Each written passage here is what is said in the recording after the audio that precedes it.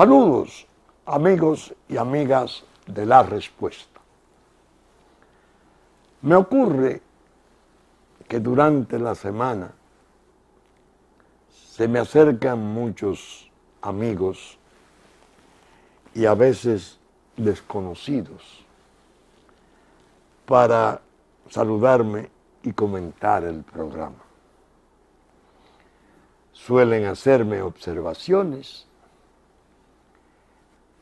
y me piden en ocasiones que explique mejor o más ampliamente algunas cosas que haya expuesto en algún programa anterior.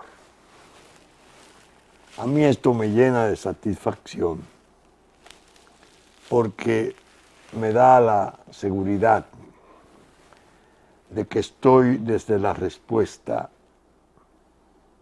no necesariamente clamando en el desierto.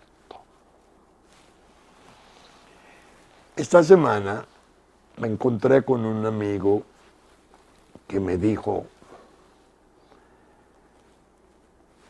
me entristecí el domingo al oírlo y sentí cierto miedo,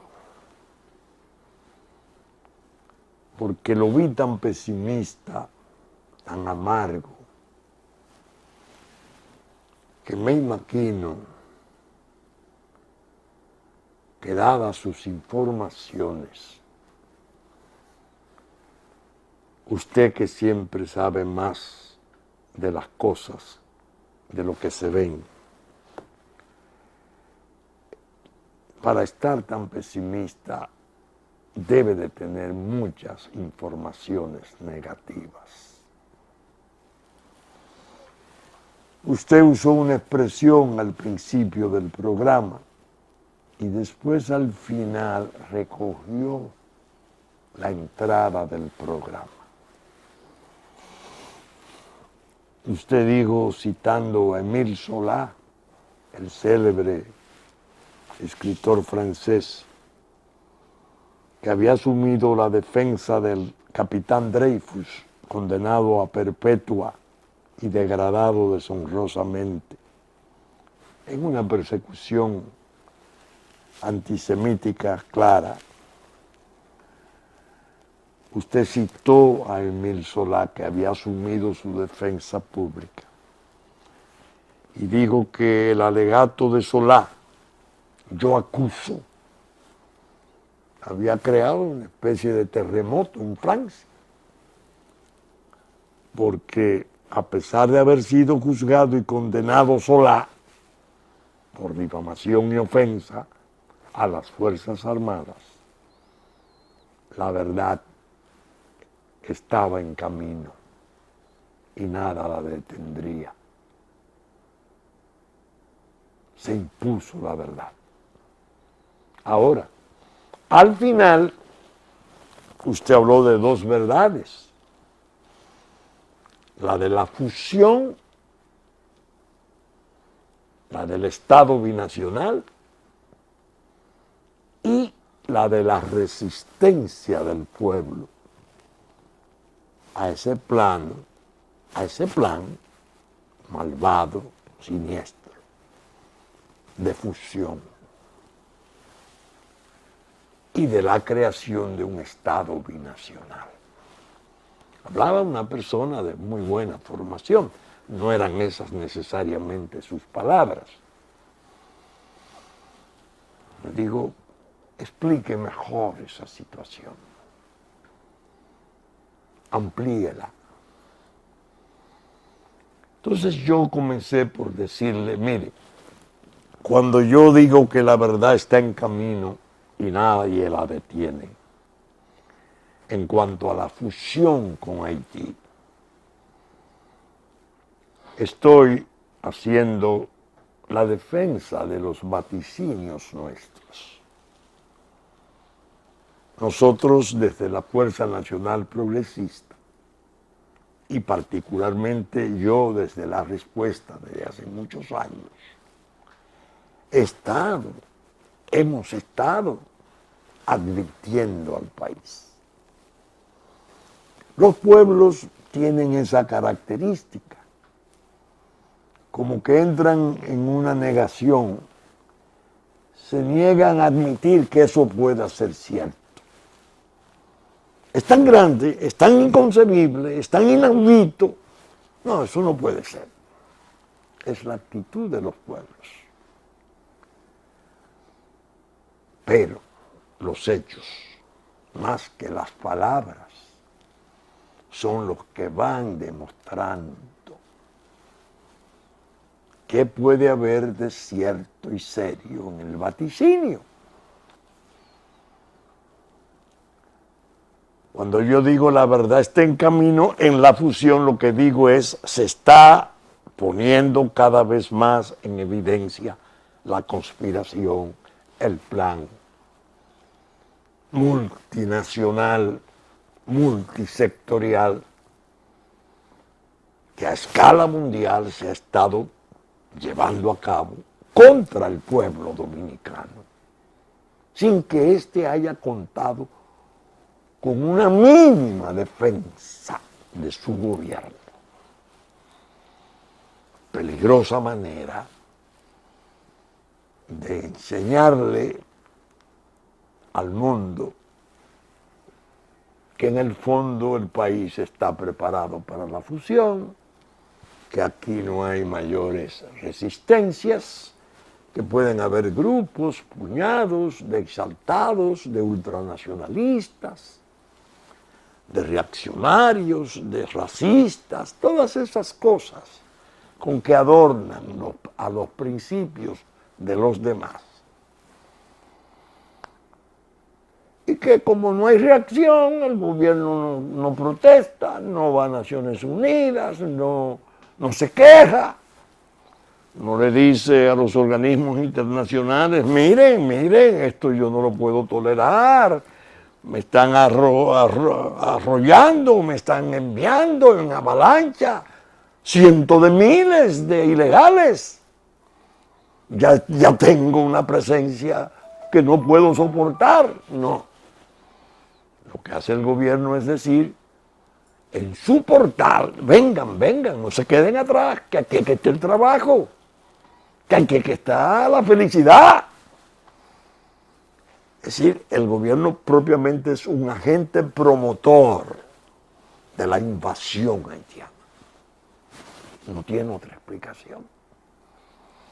Entonces, en la medida que eso se va produciendo y la evidencia comienza a concretarse, el pueblo va tomando conciencia, va fijando una posición profunda, un convencimiento de que las cosas van mal, de que va a haber una tragedia. Por eso yo decía, no me cabe duda de que esa prueba está viniendo. Ahora bien, ¿cuáles son los signos que han precedido esto?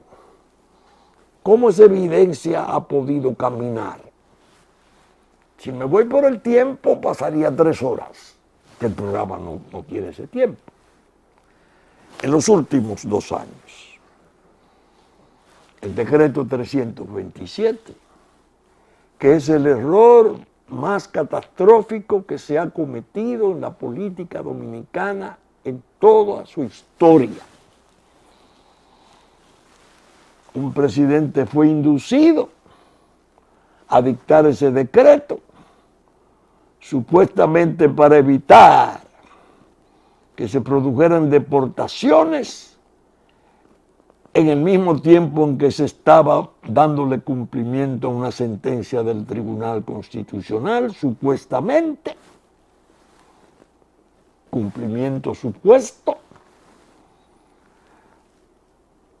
para regularizar. Y el presidente consintió prohibirse a sí mismo la facultad constitucional, que no es enteramente en favor de su discrecionalidad, sino un mandato de la Constitución, que en su artículo 3, cuando habla de la soberanía, advierte a los que mandan del rigor, cuando dice: ninguno de los poderes públicos organizados por la presente Constitución puede realizar o permitir la realización de actos que constituyan una intervención directa o indirecta en los asuntos externos de la República Dominicana o una injerencia que atente contra la personalidad e integridad del Estado y de los atributos que se le reconocen y consagran en esta Constitución. Ni lo puede hacer, ni lo puede permitir que otros lo hagan. Comenzó ese decreto a ser, en principio, la generalidad de la población lo recibió como, bueno, se va a regularizar, se va a invertir en la regularización, mucho dinero, pero finalmente habrá una solución. Esa fue la trampa.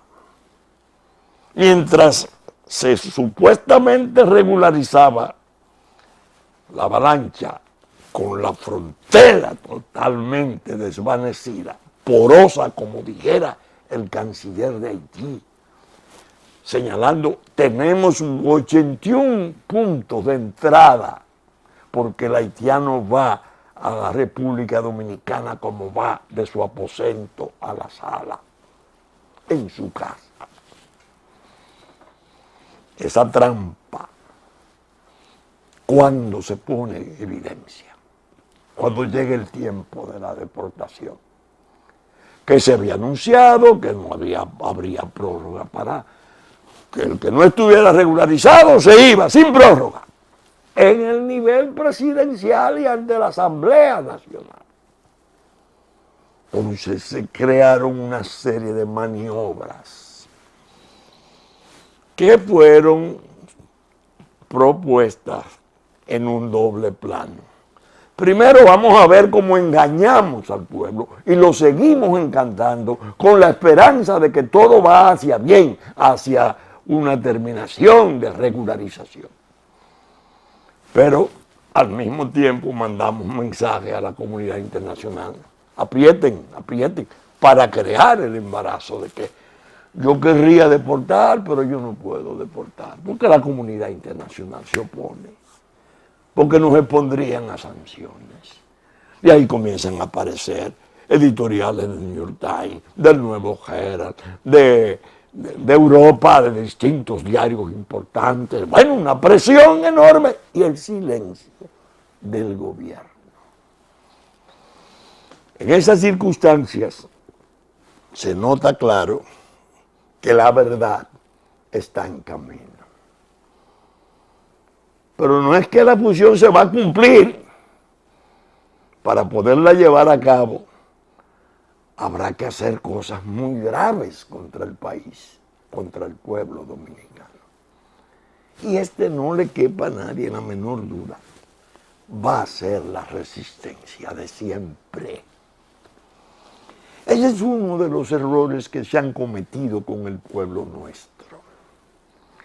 Se dice: no, el dominicano no trabaja, porque el trabajo se le está dando crecientemente a Haití. No, el dominicano lo que piensa en el motoconcho, en la yola, las muchachas, la prostitución. Bueno, hubo un presidente que en España dijo en el año 2000 que la mayor industria del país era la prostitución, enviando jóvenes nuestras al extranjero a prostituirse.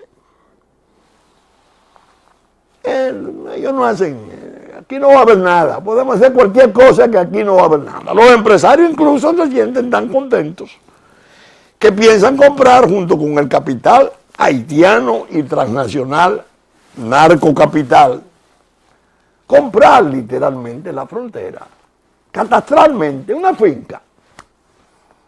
Ese es uno de los puntales: vamos a hacer una finca del Atlántico al Caribe, porque ahí vamos a hacer inversiones fabulosas. para ambas naciones, que ya serían una, el binacional.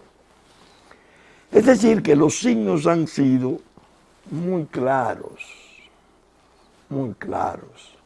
Tan claros que Haití, que es el instrumento, el títere del desorden contra nosotros, se anima y lanza ataques, desconsideraciones, y se producen hechos que nadie podía suponer, ¿no? No solo los insultos oeces de ese Martelly, que ahora vi que renunciaron unos ministros, y leyendo la crónica, digo, Dios mío, ¿y qué es lo que le ha caído al país encima? Parece que en la campaña electoral una señora le dijo que no había llegado la energía eléctrica a su pueblo, y dijo, búsquese un monte por ahí, un hombre, y haga sexo para que se haga de luz. Los ministros renunciaron, porque él baila con el trasero desnudo, enseñándoselo al público. Una cosa, bueno, incalificable. Eso es lo que está de interlocutor, de contraparte nuestra. Entonces, en esas condiciones, hubo hechos más graves en el orden político. Uno, Leonel Fernández, desde el gobierno, desde la Procuraduría General de la República y la Secretaría de la Presidencia, se montó la destrucción de ese hombre. Ya lo hemos explicado, el capo que se trajo, cómo se dotó de documentos, la campaña feroz que se emprendió, y después el capo se volvió contra sus propios mandantes y habló de que tenía depresión porque le habían prometido 200 millones de dólares que no le habían dado, y el capo se sumerge en un silencio inmenso, pero ya pasó, sirvió para lo que tenía que servir. ¿Por qué Leonel Fernández? Fue a la OEA, pronunció una conferencia interesantísima, desmontando la juridicidad del fallo de la Corte Interamericana, que entre las cosas que propuso fue que nosotros teníamos que modificar la Constitución para evitar ese jus soli restringido que tenemos. Ya eso del jus soli nacieron aquí, yo creo que ya la conspiración lo está dejando de lado. El nivel es de Ban Ki-moon, que propuso 1 millón de recién llegados. No de gente que nació aquí ni que alega tener, no. Gente sin el idioma, haitianos totales. Ya se están quitando las caretas, el disfraz. Por eso yo hablaba de la verdad viene en camino. Ahí está. La nuestra no es como aquel vaticinio que se hizo, que Leonel Fernández tendría muchas posibilidades de alcanzar la candidatura, a menos que un rayo que provenga del expediente de Quirino lo impida. En el fondo ellos sabían cuál era el rayo, era su maldad. No era la verdad la que venía, era el crimen el que venía. Y se solazaban sus autores, directos o indirectos, de que tendría efectos beneficiosos. Pero hubo más casos. Reinaldo Pared Pérez, presidente del Senado, recibe a Ban Ki-moon en el Senado. Ban Ki-moon pronuncia un discurso, no sé de cuántos minutos, 15, 20 minutos, habla mucho de Quisqueya y no menciona al Estado República Dominicana, pese a ser Estado miembro de Naciones Unidas. Reinaldo Pared Pérez reacciona con mucha dignidad, lo pone en su puesto, se niega a entregarle un documento, un reconocimiento, una placa que se le iba a dar. Pero pronunció algunas cosas que insinuaban, que planteaban su posición frente al discurso nacional. Denuncia en niveles del propio Estado.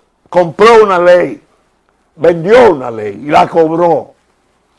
Le ponen como compañero al senador Mariotti, un gran amigo. Y ¿qué es esto? ¿Qué locura es esta? Después pasa la mano, yo me arrepentí, yo dije, no dije. En el fondo era, venga para acá. Estése tranquilo, deje de estar pensando en términos nacionales. Póngase a hacer mandado ahí. Y la reelección esta, apóyela y llévela para adelante. Tercer elemento objetivo del tiro al blanco de las potencias, Vargas Maldonado. Ese lo deprimieron a base de encuestas. Sacó 43% de la votación dominicana en el 8, con el partido tradicional, un partido que vota con fidelidad absoluta. Hace todos los trabajos dentro de su partido y comenzaron a rebajarlo en las encuestas hasta llevarlo a un 4%. Llega la tormenta de la reforma constitucional y la reelección. Le sacan en base a una serie de maniobras horribles, que ahí andan los comentarios y las pruebas incluso de todo el horror del soborno, y finalmente se entrega. Pero había hablado en favor de la sentencia 168. Tenía una posición bastante firme sobre el discurso nacional. Se va también. Que quede el RPM, sí, pero tenemos la ventaja de que su candidato no tiene expresión sobre el tema. Y además, el antecedente que el hombre del rayo de Quirino, Juan Bolívar Díaz, lo llevó a un acto en el cual figuraba una pancarta en que se declaraba con júbilo: prefiero ser traidor a la patria y que traidor a la humanidad. El poder extranjero está jugando con todas las cartas en las manos. Pero el pueblo no hará nada. El pueblo no tiene reacción, es lo que piensa. Por eso cuando yo hablaba viene en camino, está en camino, la verdad también de la resistencia, yo sabía, yo sé a qué me refiero.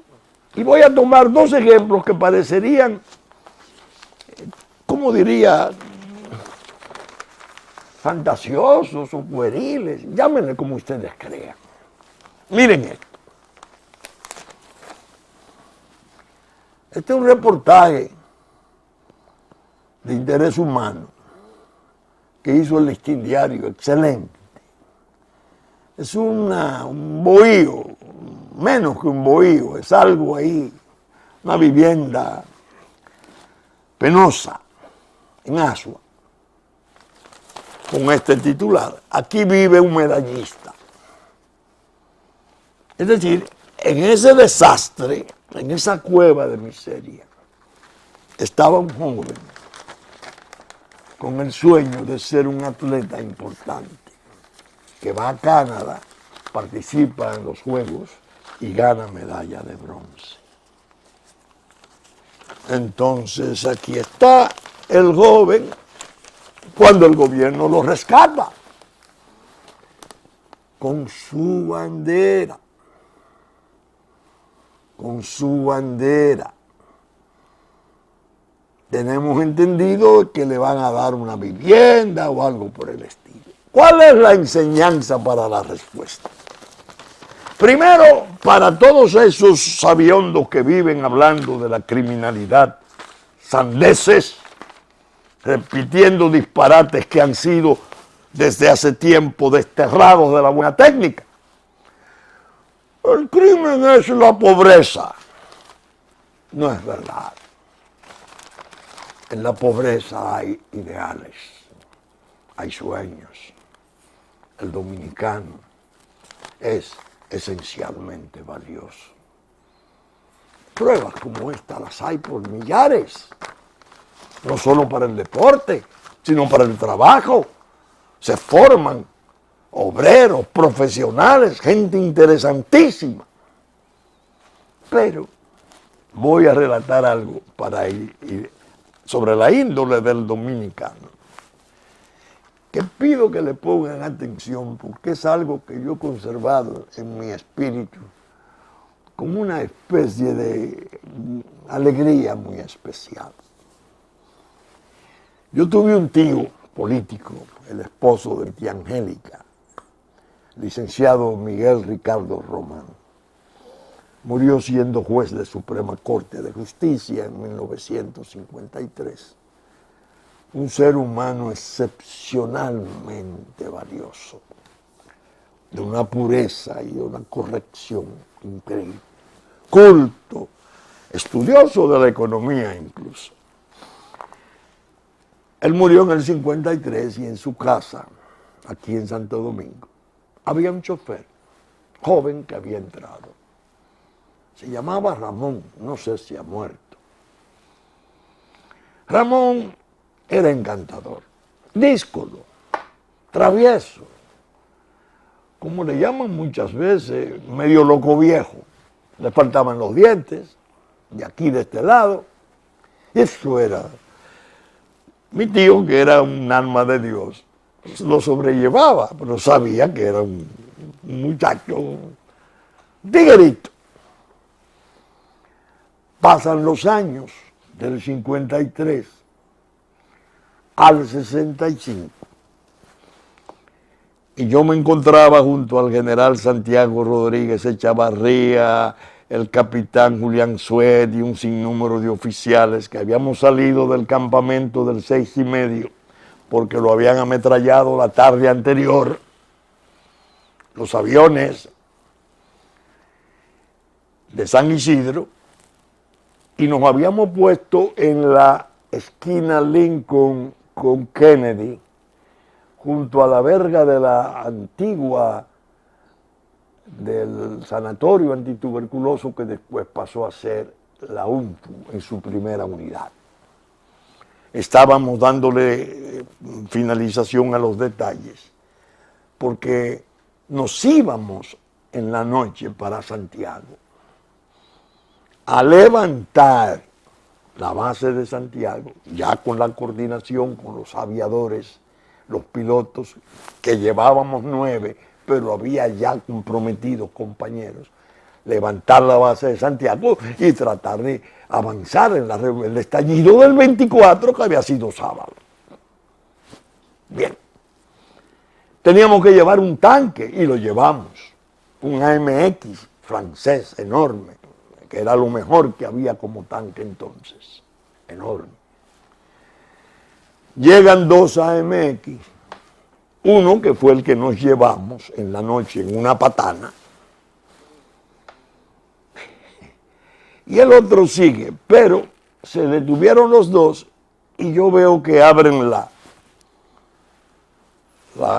ventanilla por donde va el conductor del tanque. ¿Cuál fue mi sorpresa? Ramón, el muchacho alocado de mi tío Miche, Dios mío, sin dientes todavía, muerto de risa. Vincho, Vincho. Digo, pero Ramón, ¿qué tú haces ahí? Respuesta, aquí, ayudando al pueblo en su libertad, conduciendo un tanque de guerra. Dios mío, ¿qué es esto? No supe más de Ramón. No sé si vive, no sé si después se perdió en la lucha, no sé qué ha sido de él. ¿Qué quiero destacar con esto? Que esas son las energías profundas de la reacción, de la resistencia del pueblo nuestro. Y que juegan con candela y son audaces y estúpidos a la vez los que desafían eso. La gente que ha estado trabajando en la conspiración contra la existencia de la República Dominicana debe saber que están llegando a términos en que van a desatar una enorme tragedia en el país. Y que cuando se desaten los demonios del desorden, de la protesta, de la resistencia a esa ignominia, no importa lo que ocurra. intervención extranjera, ampliación de MINUSTAH, nuevos ejércitos, que es lo que ellos en el fondo desean y están trabajando para ello. Pero el plan de hacer el Estado binacional no va a pasar. Tendrían que sacrificar a medio pueblo dominicano. Que lo sepan, que están jugando con candela. Inventan cosas ahora, varían los temas, porque todo es marketing, ¿no? Joao, ¿qué tú crees que podemos hacer? Bueno, tenemos Joao Santana, el brasileño. Bueno, hay que cambiar temas, hay que sacar el tema de la patria, no se puede hablar de eso ya más, porque está generando merma, porque Danilo no puede reelegirse con eso. Entonces, vamos a que el presidente hable de salario. Y el presidente, con su sensibilidad de siempre, habla del salario y de la desigualdad. Bueno, ante los empresarios, una representación. ¿Qué ocurre? Que el tema de la patria es tan abarcante, tan brutalmente exigente, que cuando el presidente habla de salario, inmediatamente corre la censura. Presidente, ¿salario de quién? De los haitianos. ¿No sabe usted que hay una desmovilización catastrófica del trabajo nacional?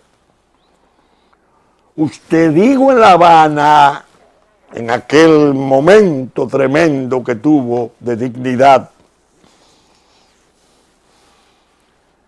que existiendo la ley nacional del trabajo que impone un 80% de personal dominicano y un 20% de haitiano, nosotros nos hacemos los chivos locos, miramos para otra parte, porque el 80% corresponde a los haitianos. Es decir, usted admite la violación de la propia legalidad nacional para hacer un alarde de su generosidad, de su solidaridad. Por eso cuando habla del mejoramiento de los trabajadores, ¿cuál es la murmuración inmediata? Pero bueno, pero es que el presidente entiende que nosotros somos tontos. ¿Salario para quién? Le está ocurriendo en el esfuerzo en educación tan valioso. El 4%. Los mismos agentes de la traición que luego se han visto ya desnudos, cargando la litera de esa traición, eran los abanderados del 4% de la educación. Ahora ocurre que hacen el cálculo. El déficit de aulas nuestras no era de tal magnitud. Esa magnitud la daba el plan ulterior del Estado binacional. Es el estudiantado haitiano que se está incorporando y por incorporar. Y viene una nueva arremetida de otro 4% para la salud. Nuestros hospitales son absolutamente modificables, eficientizarlo parece ser el objetivo. No, nuevos hospitales, más camas. ¿Para quién las más camas? La expansión. Por eso yo siempre dije, cuando la respuesta del presidente Medina a Ban Ki-moon, que esta había sido defectuosa, deficiente, porque le habló de pobreza. ¿Cómo podemos nosotros, como un pueblo pobre que somos, recibir al más pobre de la tierra, de los pueblos más pobres de la tierra? Cuando el problema no es la pobreza, el problema es la dignidad de la soberanía. Lo que todos los estados del mundo están defendiendo con uña y diente. y el poder de expulsar y extrañar de su territorio a todos aquellos que puedan constituir ya una pesada carga, peligrosa carga y una experiencia de gran daño a la soberanía, al poder del Estado, de poder determinar su destino. Por eso al amigo que me hablaba de esa situación, yo le decía, mira, te voy a tratar de explicar por qué yo dije tal cosa. Ahora bien, se me acerca otra persona, una mujer, y me dice, ¿cómo es eso, doctor? Que usted dice que en el 16 no solo va a haber elecciones presidenciales, congresionales y municipales, sino que va a haber un plebiscito. Sí. ¿Cómo es eso? Yo le pregunto, ¿cómo cree usted que ha manejado el gobierno de Danilo Medina el expediente de Haití? Poniéndole las cosas en forma llana. Ah, no, un desastre, un desastre. Un desastre. Sí, estamos inundados de haitianos. Esto es insoportable. Nos van a dar pela en la calle. Bueno. Y sobre todo, estaba muy impresionada con el robo de los 2 fusiles en el destacamento militar de Pedernales. Yo le digo, mire señora, el plebiscito consistiría en que si el pueblo dominicano vota por Danilo Medina, Gustavo Montalvo y compartes, con los vínculos que estos tienen y todas las conexiones que han servido para que este expediente pase a ser el peligro mayor de nuestra historia. Si el pueblo vota por eso, está votando por la fusión. ¿Cuál va a ser la reacción mundial? Bueno, pero ese gobierno mereció la aprobación de los votos, lo que indica que el pueblo está de acuerdo con lo que ha venido haciendo. Usted sabe por qué es el peligro, qué es lo que aumenta el peligro. Que el poder extranjero ha sido tan terrible en la elaboración de la estrategia, junto con el empresariado, junto con la traición de aquí, la parte de la canalla mediática, junto con la gente importante del gobierno, que ahí la vemos dirigiendo la defensa nacional, ¿no? Presidiendo los consejos militares, porque se va a trabajar con la delincuencia, como se hizo con la prevención en el 9/11. Usted sabe qué es lo que le agrava esa situación. Que nosotros, si elegimos eso, la comunidad internacional, según le explico, va a decir, la fusión es un hecho. La fusión debe ir. El pueblo lo aprueba. Pero el poder extranjero dice, y tenemos la otra parte del otro lado que tiene un discurso favorable a la posición nuestra de la conspiración. Y el pueblo no tendrá cómo expresarse. Ya le destruimos el muro jurídico. El artículo 3 lo volaron, el de la soberanía. El país no es soberano. Está intervenido.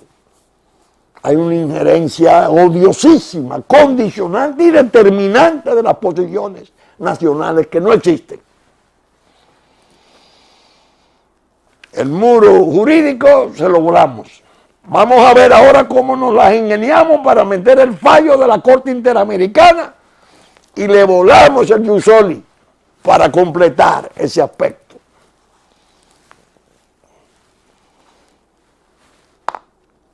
No lo vamos a dejar hablar del muro físico. Vamos a decir que ese muro físico es una una atrocidad, es una aberración, eso es de la Edad Media. No es verdad. Los muros se están construyendo por todas partes porque el trastorno de la inmigración ilegal es preocupante a escala mundial. Para nosotros peor porque entraña no la molestia, sino la supervivencia. No lo dejemos hablar de muro físico. ¿Qué tiene el pueblo que hacer? El último muro que le queda al pueblo es el muro electoral. El muro del 16. Derrotar a Danilo Medina, a Gustavo Montalvo y al grupo que ha propiciado este desastre. Y buscar una opción soberana en todas las fuerzas sociales y políticas nacionales que van a ir condensándose en la medida que vaya aumentando la presión del abuso. Si el pueblo no logra alcanzar esa dimensión de un muro electoral que pare eso, una administración de gobierno diferente, valerosa, en capacidad de emplazar a la comunidad internacional y decirle: ustedes han estado propiciando todas las perversidades y atropellos contra nuestro pueblo. Y hacerlo recular por encima de las amenazas que se pudieran formular. Si el pueblo no hace tal cosa, entonces habría que pensar en lo peor. Lo peor es el aplastamiento. Pero hay estamentos en el país que a mí no me gusta incluirlos en mis análisis. Porque cuando los incluyen esos estamentos en los análisis políticos, se corre el riesgo de que se malinterpreten las afirmaciones. La Constitución de la República, así como está violada, ultrajada, le pasaron por encima y no pasó nada, tiene un artículo 252. La defensa de la nación está a cargo de las Fuerzas Armadas. Por lo tanto, 1. Su misión es defender la independencia y soberanía de la nación, la integridad de sus espacios geográficos, la Constitución y las instituciones de la República. No son deliberantes, son esencialmente obedientes al poder civil, apartidistas y no tienen facultad en ningún caso para deliberar. Dice la propia Constitución. La preservación del orden democrático lleva a la necesidad de que las Fuerzas Armadas sean obedientes al poder civil. Eso es verdad. Unas Fuerzas Armadas brillantísimas, con el prestigio mayor de América, eran las chilenas. Jamás la Marina y el Ejército de Chile habían tenido una experiencia hacía 50 o 60 años. Llegó un momento en que el poder imperial, ahí Henry Kissinger fue decisivo, temeroso de que aquel hombre brillante, aquel luchador chileno, el médico Salvador Allende, hiciera la conversión al sistema socialista con las estructuras democráticas. Como cuestión previa, 3 años antes, mataron en pleno Santiago de Chile, volaron al general Schneider, que era el líder militar esencial de Chile que era el padre de la doctrina de la presidencia, que quiere decir respeto al poder civil. El militar está a las órdenes de las instituciones democráticas. Surgió un Pinochet, y con Pinochet cientos de oficiales duros, y se produjo un espanto en Chile. Han servido para cosas horribles, para golpes de Estado, para violentar regímenes democráticos. Bueno, nosotros tuvimos aquí la experiencia tristísima del 63. Y después vino una revolución hecha por ellas mismas. Y los oficiales más distinguidos de esa revolución ya hay en el Panteón Nacional. ¿Por qué? No solo porque fue el ideólogo del respeto a la Constitución, Rafael Fernández Domínguez, Francisco Alberto Camaño, sino porque especialmente este que estaba en el país, el otro que viene a inmolarse, este muere en combate con tropas extranjeras. El otro fue la resistencia y el líder de la revuelta, como Manuel Ramón Montes Arache, el comandante La Chapelle Díaz, y otros tantos, no se pueden enumerar. Entonces uno no puede con ese estamento hacer cálculos sin correr el riesgo de que se le pueda tildar de instigar, que sería una falla gravísima. Pero tampoco puede renunciar al análisis, porque tampoco, si se le impone renunciar al análisis, no se está entonces en un régimen democrático. Lo que está ocurriendo contra la pervivencia del país, lo que está ocurriendo en frontera, lo que está pasando, un Martelly hablando de situar 2.000 nuevos soldados, una Francia preparando soldados en Guinea-Bissau, en África, para situarlo en la frontera, abriéndole paso a la posibilidad de que si surgen conflictos, entonces el Consejo de Seguridad pueda ampliar la MINUSTAH para venir a crear una fuerza de tutela de la paz, que no de ocupación, con ese cinismo terrible de la comunidad internacional. ¿Qué puede pasar con nuestros soldados? Obediente al poder civil, correcto.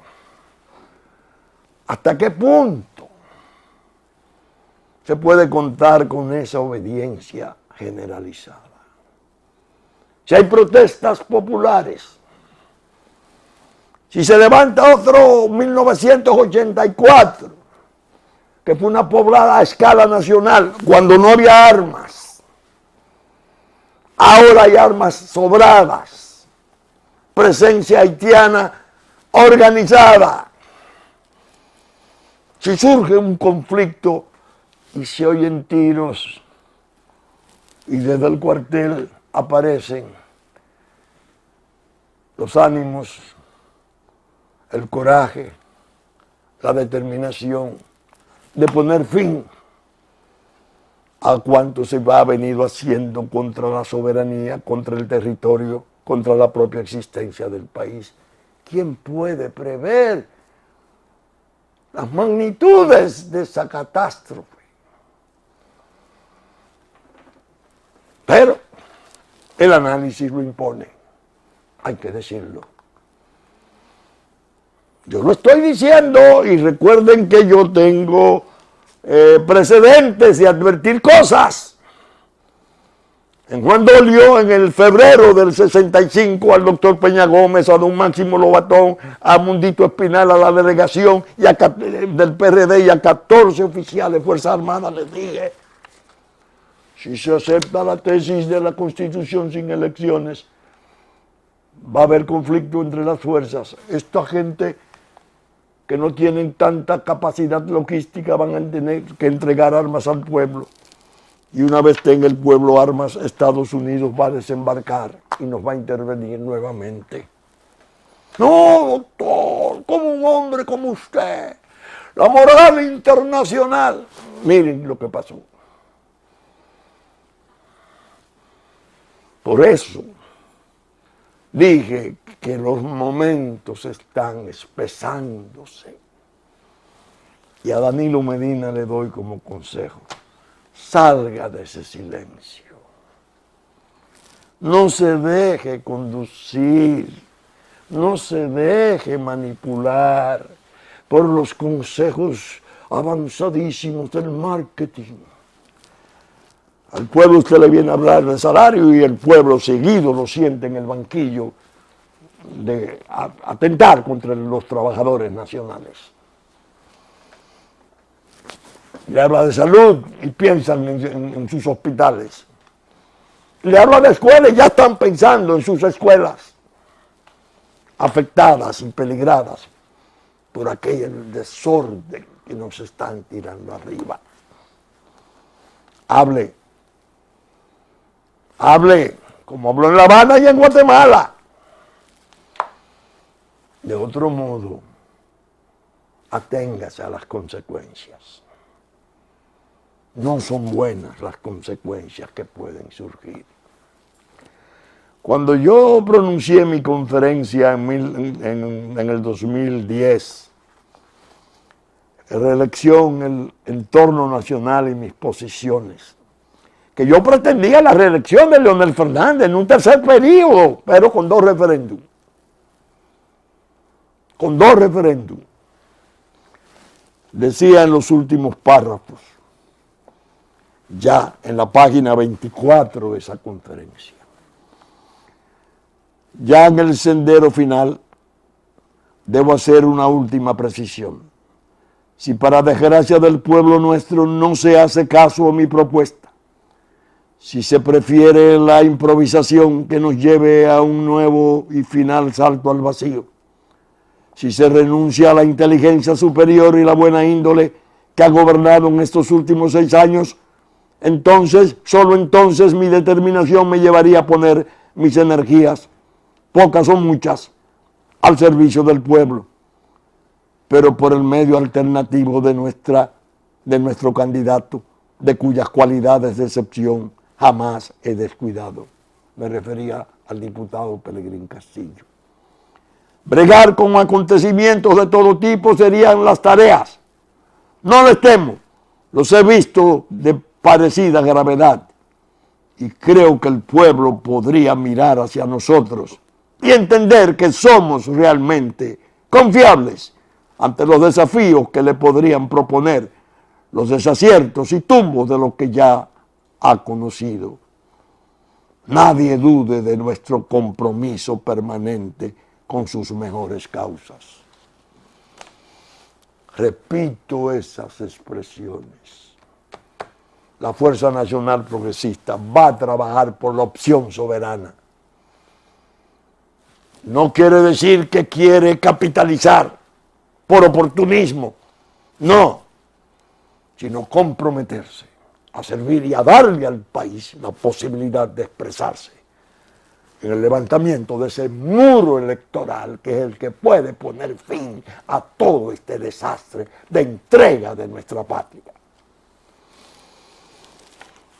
Saben ustedes que estamos saliendo por el supercanal 33.3 del cable, domingo a las 11 de la mañana, que ya nos anticipó TV Plata, TV3 de Puerto Plata a las 5 de la tarde de sábado, Musa Televisión a las 9 de la mañana de domingo, Canal 23, Telefuturo a las 8 de la mañana de domingo, Teleimpacto 12 del mediodía y 9 de la noche de domingo, Cinevisión Canal 19, 2:30 de la tarde, Telenor 12 del mediodía y 6 de la tarde de domingo, que asimismo nos reproduce Diario Horizonte en New York, Diario Digital Dominicano, que la radiodifusión es la Radio Real de La Vega, domingo a las 11 de la mañana, como Hit 92 a las 9 de la mañana de domingo, que los canales amigos de Montecristi, Sabaneta y Güey también reproducen nuestros contenidos.